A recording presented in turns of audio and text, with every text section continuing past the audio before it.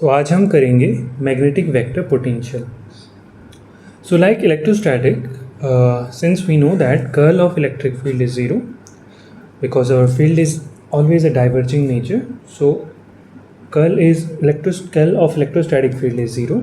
So hence we know that the electrostatic field also have a scalar potential, which is represented by V. So E can be given as negative gradient of V. So V is here electrostatic scalar potential. So similarly in magnetostatic there is a condition where we know that the divergence of field is zero because the field lines in magnetostatic is always a closed loop. So hence there is no divergence, there is always a curl, and divergence is zero, hence there is always a vector field associated with that, and which we called vector potential. So by taking curl of that vector potential we'll get our magnetic field. So this is the concept of magnetic vector potential. Now how we'll calculate and what is the significance of that? Before going to that, we'll just go slightly in the detail of Ampere's law. So what Ampere's law tells us, Ampere's law says that curls of magnetic field is equal to mu naught times J. Here J is a current density. So if we just replace our B with this newly found vector potential, so this is curl of A, and then we just take this gradient. I'm sorry, it's not gradient, it's just curl. So if I'm just taking curl of this vector potential and curl of vector potential, then I'll get these two terms. And if I consider the very first condition that divergence of this vector potential is zero, so then I can safely say that this del square A is equals to minus mu naught times J, which is quite similar to the Poisson equation which we see in electrostatic, where we shown that the del square of V is equals to minus rho over epsilon naught. So there is called Poisson equation in electrostatic. The similar equation we can found in magnetostatic as well by taking this first term zero, whereas divergence of A is zero. That means our A or our vector potential is always has a zero divergence. That is what the condition fulfill. So next, if we just go, so just to compare between electrostatic and magnetostatic potential. Electrostatic potential is a scalar quantity, it is a vector quantity. Magnetostatic potential, yeah. And if you say Poisson equation, then Poisson equation for the electrostatic is del square V equals to negative times rho epsilon naught, and the similarly which we shown that del square A equals to minus mu naught times J. Charge should not extend to infinity, that is an important point, and in that case current is not extended to infinity, that is also an important point. And we can later find the formulas for this V and A. So to calculate the V, we just use this formula 1 upon 4 pi epsilon naught and this lambda dl over r. And if we has a surface charge density, then we'll use this formula 1 upon 4 pi epsilon naught sigma A dA over r. And then if we has this volume charge density, then we'll use this formula. Similar fashion, we can get this vector potential by using these formulas. When we have just a simple current, then we use I dl over r, and if you have a surface current, then we use k dA over r, and if you have a current density, then we can use j d tau over r. So this is how we get magnetostatic potential or a vector potential. Now the question is how we'll calculate this vector potential. So इस vector potential को calculate करने के लिए हमें कुछ basics और fundamental questions और fundamental methods को डिस्कस करेंगे यहाँ पर. तो पहला मेथड हमारे पास है कि A is always equals to half of B cross R, where B is a magnetic field और R इज़ अ वेक्टर और पोजीशन वेक्टर, जिस पॉइंट पर हमें यहाँ पर वेक्टर पोटेंशियल फाइंड आउट करने के लिए बोला जा रहा है. बट ये जो फॉर्मूला है इसकी एक लिमिटेशन है, this formula is only valid if and only if curl of B is zero. That mean B is uniform and curl of B should be zero. तो अगर ये कंडीशन लगेगी तब ये फॉर्मूला आप अप्लाई कर सकते हैं, अगर नहीं तो आपको दूसरे फॉर्मूले की तरफ जाना पड़ेगा. सो सेकेंड फॉर्मूला हमारे पास जो भी हमने डिस्कस किए थे फॉर्मूले कि A is equal to mu naught upon 4 pi integral of I d l over r. और अगर हमारे पास सरफेस करंट है या वॉल्यूम करंट है तो in this case will just use this two formula. इसमें भी एक कंडीशन है, this is applicable only if the current is not extended to the infinity. That is an important condition. Then method 3 पर discuss करते हैं जो कि काफ़ी सिंपल मेथड है एंड जैसे सॉलिनॉइड वगैरह के केस में इसको यूज़ भी करेंगे. तो in that case it says that the surface integral of B dot ds that is nothing but the flux. So flux passing through the surface or magnetic flux passing through the surface is always equal to the closed integral, a closed line integral of A dot dl. So A dot dl का closed integral के equal होगा ये flux जो pass होने वाला है. That is a important relation we should no.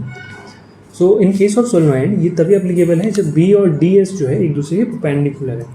मतलब magnetic field जो है सरफेस की परपेंडिकुलर है, जिस सरफेस पर हम यहाँ पर वेक्टर पोटेंशियल फाइंड आउट करने वाले हैं. जिस पॉइंट पर हम वेक्टर पोटेंशियल फाइंड आउट करने वाले हैं उस पॉइंट पर अगर हम एक सरफेस ड्रॉ करें एंड देन चेक करें तो नेक्स्ट इन केस अगर हम देखें fourth method is a very simple method and that is very useful method. So if we know the value of B, कि अगर हमें बी पता है कि कैसे बी की वैल्यू क्या है, anyhow we can get that I Biot Savart law और एम्पीयर्स लॉ. सो देन हम यहाँ पर उससे बैक कैलकुलेट करके ए फाइंड आउट कर सकते हैं because we know that B is always equal to the curl of A. And curl of A को हम डिफरेंट तरीके से लिख सकते हैं, आइदर सिलेंड्रिकल कोऑर्डिनेट सिस्टम और स्फेरिकल और Cartesian. In here I'll just use cylindrical coordinate system since because of most of time ये वायर वगैरह में यूज़ पूछा जाता है कि वायर है एक सिलेंड्रिकल शेप में, तो that's why I just use this formula. Either we can use any of them. So अगर हम देखें कुछ एग्जाम्पल कैलकुलेट करने के लिए ए को, तो let's take a first example. The first example says that magnetic potential or magnetic vector potential due to the it's just a finite segment of the wire. So we have a finite segment of wire which is just extended from minus L by 2 to plus L by 2. Total length is here is just L. And we have to find the value of magnetic vector potential at point P, which is at the S distance from the center point O. So what we do that in order to calculate A, we just take a simple line element which is named as dz. And dz has a simple line element. We just calculate the magnetic vector potential due to this dz and then taking overall integral to get the full or total value of this A. So similarly we just use this formula mu naught upon 4 pi integral negative times L by 2 to L by 2 I dz and over R. So simply we'll just calculate this.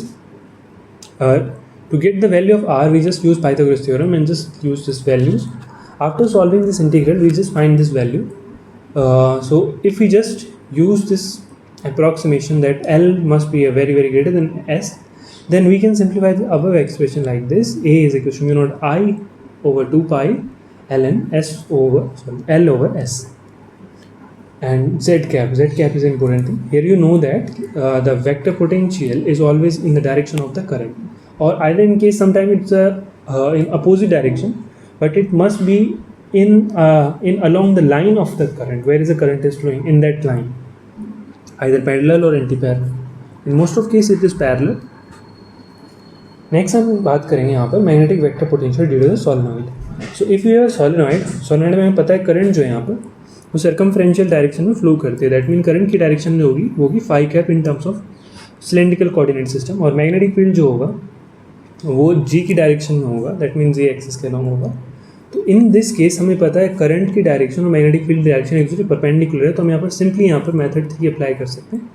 तो हमें पता है flux passing through the surface. अगर हम imaginary surface draw करें inside the solenoid, अगर हम दोनों केसेस में ड्रॉ कर सकते हैं, इनसाइड और outside.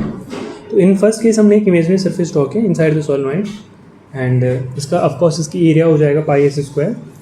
So flux passing through this surface pi s square equals to b cross pi s square and equals to this a times, and because we have to take integral, a is a constant thing, then taking integral of this is nothing but the circumference of that loop or that circle.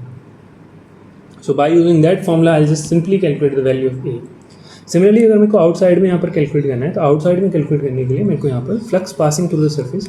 अब since क्योंकि flux जो है यहाँ पर magnetic field line सिर्फ और सिर्फ यहाँ पर सोलेनोइड तक ही पार हो रही, मतलब इन दैट डायरेक्शन में ही पार हो रही, इससे बाहर नहीं जा रही। तो हमें यहाँ पर क्या करना है, जब हम बात करेंगे कैलकुलेट करने की कोशिश करेंगे फ्लक्स को, तो हमें सिर्फ ये वाला ए यूज़ करना है, बिकॉज हमें पता है सिर्फ इसी सरफेस से यहाँ पर फ्लक्स पास हो रहा है। तो दैट्स वाई हमने यहाँ पर पाई ए स्क्वायर यूज़ किया। And then similarly a out in to 2πs। 2πs is the outer side जो हमने यहाँ पर सर्कल लिया है, लूप लिया, उसकी जो रेडियस है वो एस है यहाँ पर। तो उस केस में हमें टोटली लेना है, तो देन हम यहाँ पर ए आउट भी कैलकुलेट कर सकते हैं। नेक्स्ट है magnetic field potential due the infinite solid wire. अब अगर हमारे पास एक इन्फिनाइट सॉलिड वायर है तो उसकी वजह से मैग्नेटिक फील्ड कितना होगा, हमें फर्स्ट ये कैलकुलेट करना है। So magnetic field as we know that कि magnetic field due to the infinite long solenoid wire is can be easily found by using that Ampere's law.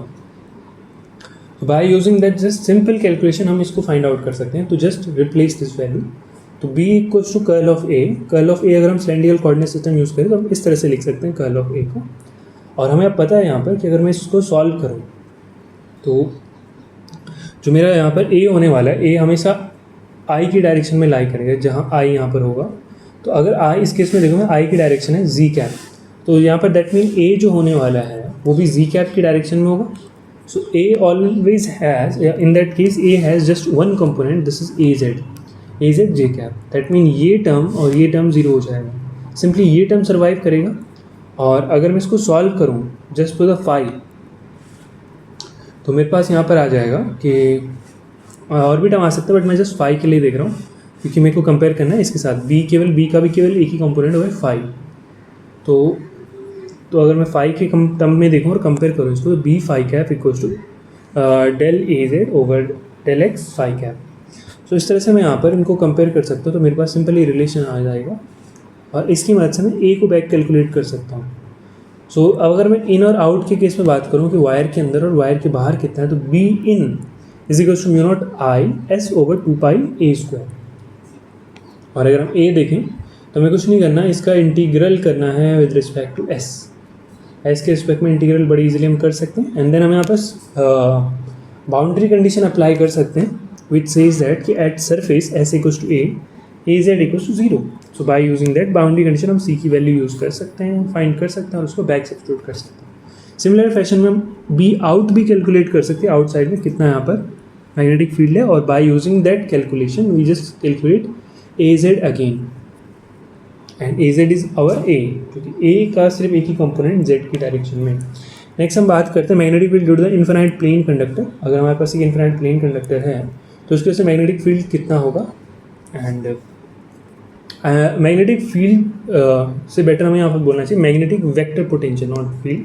Magnetic vector potential कितना होगा, तो last time हमने देखा था कि magnetic field जो होता है किसी एक प्लेन शीट की वजह से, प्लेन शीट ऑफ कंडक्टर की वजह से, इन्फिनाइटली प्लेन जो है, जो कि यहाँ पर सरफेस करंट है जिसके पास के, और सरफेस करंट अगर वाई की डायरेक्शन में फ्लो कर रहा है तो यहाँ पर जो फील्ड होगा वो एक्स की डायरेक्शन में होगा। एंड इन अपर साइड अगर हम अबव साइड की बात करें where Z is greater than 0, तो यहाँ पर फील्ड की वैल्यू होगी म्यू नॉट अपॉन 2 के एक्स कैप। और अगर हम लोअर की बात करें तो इज म्यू नॉट के ओवर 2 एक्स कैप। अगर हम बी को देखें तो बी हमें पता है this is curl of A, तो हमने डायरेक्ट यहाँ पर इसको कार्टेशियन फॉर्म में लिख दिया है। तो यहाँ से हमें पता है बी जो है उसका एक ही कंपोनेंट है, वो है एक्स कैप की डायरेक्शन। तो हमने यहाँ पर कंपेयर करना है दैट, और हमें दूसरी चीज़ ये पता है जो करंट है यहाँ पर वो सिर्फ वाई की डायरेक्शन में फ्लो कर रहा है।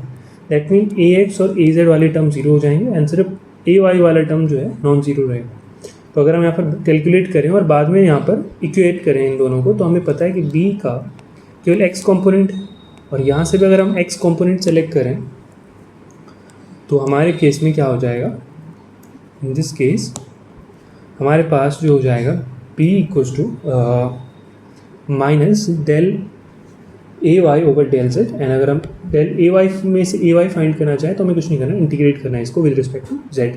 तो इस तरह से हम ए वाई की वैल्यू कैलकुलेट कर सकते हैं। This is a simple way how we calculate magnetic vector potential. तो अब चलते हैं हम यहाँ पर इसके कुछ क्वेश्चंस की तरफ। तो CSI नेट में मोर देन 6 to 7 क्वेश्चन पूछे गए प्रीवियसली 10 to 15 ईयर्स में। सो पहला क्वेश्चन यहाँ पर है 2012 में पूछा गया है जून में। The vector potential A due to the magnetic moment M at the point R is given by this formula M cross R over R cube if M is directed along the positive G axis and X component of magnetic field at the point R is। सो मैं क्या बोला जा रहा है, मैं यहाँ पर बोला कि A जो है वेक्टर पोटेंशियल है due to magnetic moment capital M at point R, और उसका एक्सप्रेशन में दे रखा है कि A is equal to M cross R over R cube. M of course यहाँ पर मैग्नेटिक वेक्टर पोटेंशियल है, सॉरी नॉट मैग्नेटिक मोमेंट है यहाँ पर M, जो कि पॉजिटिव जेड की डायरेक्शन में है, and x component of magnetic field हमें फाइंड करना है एट पॉइंट आर के ऊपर कि मैग्नेटिक फील्ड का एक्स कंपोनेंट कितना होगा। तो सिंपली हमें यहाँ पर पता है कि एम जो है वो जी की डायरेक्शन में है, और of course A is equal to ये भी गिवन है M cross R over R cube. और हमें ये पता है कि जो बी है, अगर आपको ए गिवन है तो ए से क्या हम बी फाइंड कर सकते हैं? Yes, A is equal to sorry B equal to क्या होता है? Curl of A. अगर हम इसका कर्ल लें, क्योंकि हमें ए गिवन है, तो curl of A is equal to curl of M cross R over R cube. So हमारे केस में जो or so in our case अगर हम सिंपली इसका कर्ल लें by using this expression, curl अगर हम कैलकुलेट करें by this formula, curl of phi A, phi यहाँ पर एक कांस्टेंट मतलब स्केलर टर्म है which is 1/r cube in our case, A यहाँ पर m क्रॉस r है। तो अगर मैं इसके एक्सप्रेशन को सॉल्व करूँ and by solving this expression simply अगर मैं कंपेयर करूँ कि मेरे पास x कंपोनेंट क्या आ रहा है, तो मैं x कंपोनेंट को बड़े इजीली यहाँ से फाइंड कर सकता हूँ। That is not a big problem, so easily हम यहाँ पर सॉल्व कर सकते हैं इसको। ठीक है, नेक्स्ट आगे बढ़ते हैं। Magnetic field corresponding to vector potential this. तो हमारे पास एक वेक्टर पोटेंशियल दे रखा है where F is a constant vector is. तो हमें यहाँ पर क्या आता है, मैग्नेटिक फील्ड बताना है इस वेक्टर पोटेंशियल कॉरेस्पॉन्ड जनरेट हो रहा है। तो अगर हमें वेक्टर पोटेंशियल गिवन है तो हमें पता है उसका अगर हम कर्ल फाइंड आउट करें तो हमें यहाँ पर मैग्नेटिक फील्ड वैल्यू मिल जाएगी। तो अगर मैं इसका कर्ल कैलकुलेट करूँ, इन दैट केस यहाँ पर हमें पता है कि एफ जो एक कॉन्स्टेंट वेक्टर है, तो कर्ल ऑफ ए अगर हम ले रहे हैं तो curl of this whole quantity, first quantity हम कर लेंगे, सेकंड का भी यहाँ पर कर लेंगे। तो अगर हम देखिए सेकंड क्वांटिटी ऑटोमेटिकली जीरो हो जाएगी डायरेक्ट, बिकॉज एक डाइवर्जिंग नेचर है इस टर्म का, क्योंकि इसमें आर की टर्म है तो इसमें डाइवर्जिंग नेचर में रहेगा। तो डाइवर्जिंग नेचर में तो कर्ल ऑफकोर्स उसका जीरो हो जाएगा। अगर हम फर्स्ट क्वांटिटी की बात करें तो फर्स्ट क्वांटिटी में अगर हम curl of this F cross R अगर हम देखें तो taking curl for this quantity will just convert this into Cartesian form. तो कार्टेशियन फॉर्म में एफ को हमने यहाँ पर F not X cap plus F not Y cap plus F not Z cap लिखा है। और अगर हम curl of F cross R अगर हम ले रहे हैं तो हम इस तरह से सिंपली उसको यहाँ पर लिख सकते हैं। वंस हमें यहाँ पर एफ क्रॉस आर मिल गया तो अब हम इजीली इसका कर्ल फाइंड आउट कर सकते हैं, और बाय टेकिंग कर्ल हम सिंपली यहाँ पर वैल्यू फाइंड आउट करते हैं कि जो मैग्नेटिक फील्ड है एक्चुअली वो इक्वेट है यहाँ पर एफ के, दैट इज़ कांस्टेंट वेक्टर की। दैट मीन मैग्नेटिक फील्ड यहाँ पर यूनिफॉर्म होने वाली है। तो यही क्वेश्चन अलग अलग तरीके से पूछा जा सकता है कि हमारे पास एक कांस्टेंट मैग्नेटिक फील्ड दे दिए जाए, ये क्वेश्चन ये पूछ सकता है। चार ऑप्शन दे सकते हैं यहाँ पर कि विच of the following vector potential correspond the constant magnetic field, और वो मैग्नेटिक फील्ड के लिए कुछ सिंबल दे दे एफ या बी करके, एंड देन ऑप्शंस भी कुछ हो सकते हैं सिमिलर वे में। नेक्स्ट यहाँ पर है consider infinite conducting sheet in X Y plane with a time dependent current density K T I cap where K is a constant and vector potential at X Y Z is given by this. Magnetic field भी हमें calculate करना है। तो हमें क्या दिया गया है इस केस में कि टाइम डिपेंडेंट करंट डेंसिटी हमें दे रखी है और हमें वेक्टर पोटेंशियल दे रखा है और मैग्नेटिक फील्ड हमें कैलकुलेट करना है। तो जो हमारे पास करंट डेंसिटी है, सरफेस करंट डेंसिटी, वो हमारे लिए अभी किसी काम में नहीं आई, बिकॉज हमें यहाँ पर वेक्टर पोटेंशियल डायरेक्टली ही गिवन है। तो हमें डायरेक्ट वी निकालने के लिए, मतलब बी मीन्स मैग्नेटिक फील्ड निकालने के लिए इसका कर्ल लेना है सिंपली। तो कर्ल लेना बहुत ही सिंपल काम है, यहाँ पर सब कार्टेशियन फॉर्म है, तो कार्टेशियन फॉर्म में हम ईजिली कर्ल कैलकुलेट कर सकते हैं। नेक्स्ट अगर हम बात करें यहाँ पर, नेक्स्ट हमारे पास है कि infinite solenoid with an axis of symmetry along z direction carries a steady current I, vector potential A at the distance r from the axis. तो हमें क्या बोला जा रहा है कि इन्फिनाइट सोलेनॉइड है जिसके यहाँ पर axis of symmetry along Z axis direction में है और एक study current I follow carry कर रहा है. तो हमें क्या करना है, वेक्टर पोटेंशियल के लिए बारे में बताना है कि एक्सिस से आर डिस्टेंस दूरी पर ये वेक्टर पोटेंशियल कैसा होगा काइंड ऑफ.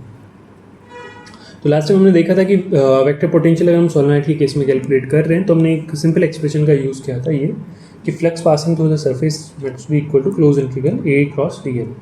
तो यहाँ पर क्लोज लाइन इंटीग्रल हमने लिया था एंड इससे हमने यहाँ पर ए की वैल्यू कैलकुलेट भी की थी. फिर से हम यहाँ पर कैलकुलेट कर सकते हैं. इनसाइड हमने बी पता है कि बी जो होता है म्यू नॉट एन आई होता है और अगर हम बात करें सरफेस की तो पाई एस स्क्वायर और सिमिलर वे में ए क्रॉस डी एल अगर हम इंटीग्रेट करें ओवर पीरियड क्लोज लूप तो 2 पाई एस हो जाएगा.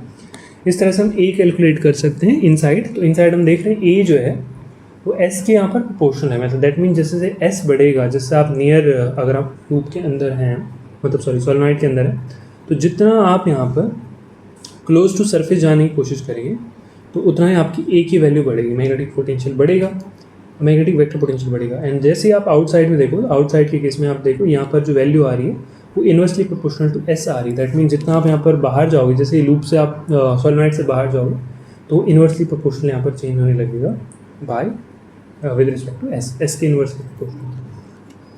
तो इस तरह से ऑप्शन डी करेक्ट हो जाएगा. नेक्स्ट हम देखते हैं यहाँ पर इन this case a thin infinite long solenoid placed in a z-axis containing the magnetic flux phi, which of the following vector potential correspond to the vector field, magnetic field at the arbitrary point. हमें क्या दिया गया है इस question में कि thin infinitely long solenoid है यहाँ पर along the z-axis और मैग्नेटिक फ्लक्स उसका phi है. So which of the following vector potential correspond magnetic field. So हमें यहाँ पर बताना किसी भी आर्बिट्री पॉइंट पर मैग्नेटिक फील्ड जो है वो अगर हमें कैलकुलेट करें तो कितनी यहाँ पर होगी, कौन सा वेक्टर पोटेंशियल उसको सही से रिप्रेजेंट कर रहा है. तो हमें पता है vector magnetic field is equal to curl of A. तो हमें क्या करना है यहाँ पर कि आर्बिट्री पॉइंट पर यहाँ पर मैग्नेटिक फील्ड बताना है कौन सा यहाँ पर सही जो होगा आर्बिट्री पॉइंट पर मैग्नेटिक फील्ड दे सकते हैं. तो अगर हम एक आर्बिट्री पॉइंट कंसीडर कर सकते हैं जो कि यहाँ पर आउटसाइड सोलेनॉइड लाई कर रहा है तो इन दैट केस हमारा जो मैग्नेटिक फील्ड होगा 0 हो जाएगा outside of the solenoid. And in that case हम बोल सकते हैं कर्ल ऑफ ए होगा वो भी 0 हो जाएगा. तो हमें क्या करना है, इनमें से ऑप्शन चेक करने हैं और जिस ऑप्शन का कर्ल 0 हो जाए दैट इज़ अवर आंसर. तो अगर हम चेक करें तो दिस इज ऑप्शन ए जिसमें कि ये कंडीशन फुलफिल हो रही है.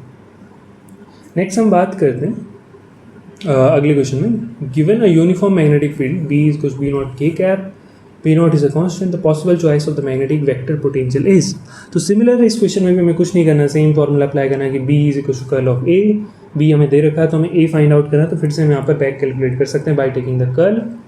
हम यहाँ पर सिंपल क्योंकि हमें यहाँ पर बी कैलकुलेट करना है तो यहाँ पर एक सिंपल तरीका ये भी हो सकता है कि एक एक करके आप एक ऑप्शन चेक करो जैसे कि हमने यहाँ पर किया हुआ है. तो ऑप्शन अगर आप चेक करोगे और यहाँ पर बैक कैलकुलेट करोगे तो आपको यहाँ पर बी की वैल्यू देखनी किस केस में बी की वैल्यू आ रही है तो आपका आंसर हो जाएगा.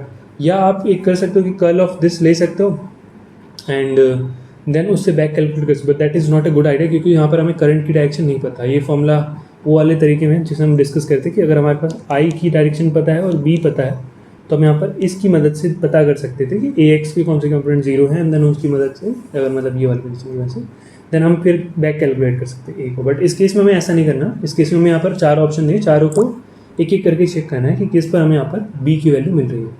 ठीक.